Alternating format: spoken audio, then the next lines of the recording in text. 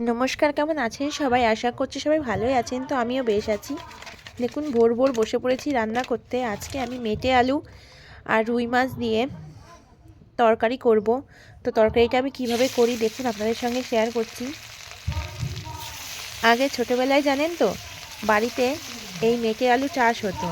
আমার ঠাকুরদা মেটে আলু লাগাতো, আর কিছুদিন পর মানে কয়েক মাস পর মেটে আলুগুলো মাটি থেকে খুঁজে বের করতো। আর প্রচুর যেহেতু বাড়িতে থাকতো, তো খেতে তখন আর ইচ্ছে করতো না। আর এখন পাই না, তো তার জন্যে খেতেও ইচ্ছে করে। আমার খুব পছন্দের জানেন তো মেটে আলু।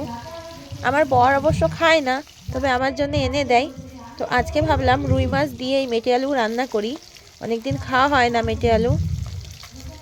তো বসে পড়েছি রান্না করতে, আর আপনাদের সঙ্গে একটু শেয়ার করছি। দেখুন, এই যে রুই মাছগুলো, তার জন্য লবণ হলুদ মাখিয়ে ভেজে নিচ্ছি।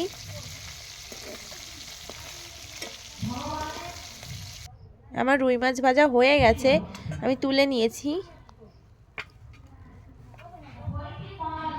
এবারে কড়াইয়ে আর একটু তেল দিয়ে, যেহেতু বর খায় না মেটে আলু, তো ওর জন্য একটা আলু কেটে দিয়ে দিয়েছি। দেখুন, সামান্য আলুটাকে ভেজে নিচ্ছি।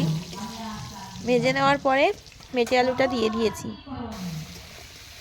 দোকানদার বলেছে মেটে আলুটা নাকি খুব সুন্দর গলে যাবে, তো তার জন্য বেশ ডুমো ডুমো করে কেটেছি। দেখি কি হয়। দেখে মনে হচ্ছে হ্যাঁ, গলে যাবে, ভালোই আছে। আর এদিকে দেখুন, আদা আর কাঁচা পাকা লঙ্কা নিয়ে নিয়েছি এখানে, তো বেটে নিচ্ছি। বাটা হয়ে গেছে, দিয়ে দিয়েছি দেখুন মেটে আলু আর আলুর মধ্যে।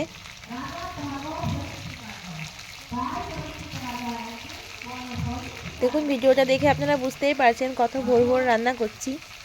রোজ এরকম ভোর ভোরই রান্না করি, যেহেতু বর স্কুলে যাই, ও 7:40-এর ট্রেন ধরে। ভাত নিয়ে যাই স্কুলে, মিড ডে মিলও খায় না। তো যাই হোক, দেখুন অনেকটা পরিমাণে জল দিয়েছি, লবণ হলুদ দিয়ে সব দিয়ে জল দিয়েছি, কেননা মেটে আলুটা গলবে, তো তার জন্য অনেকটা জল দিয়েছি। এবারে দেখুন, ভেজে রাখা মাছগুলো সব দিয়ে দিয়েছি।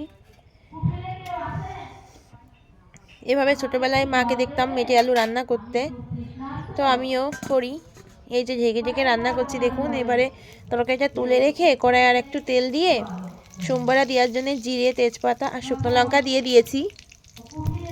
জিরেটা একটু বেশি করেই দিচ্ছি, যেহেতু ভাজা জিরে পরে তুলে রেখে বেটে তরকারির মধ্যে মিশিয়ে দেব, তো তার জন্যেই। এবারে তরকারিটাও দিয়ে দিলাম।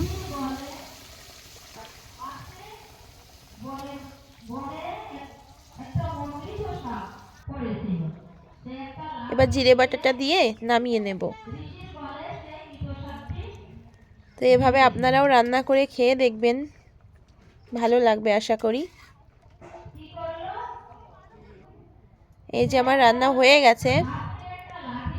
তো আপনারা সবাই ভালো থাকবেন, সুস্থ থাকবেন, আর আমার চ্যানেলটাকে প্লিজ একটু সাবস্ক্রাইব করে আমার পাশে থাকবেন, তাহলে আমি আরও উৎসাহ হব ভালো ভালো ভিডিও দিতে।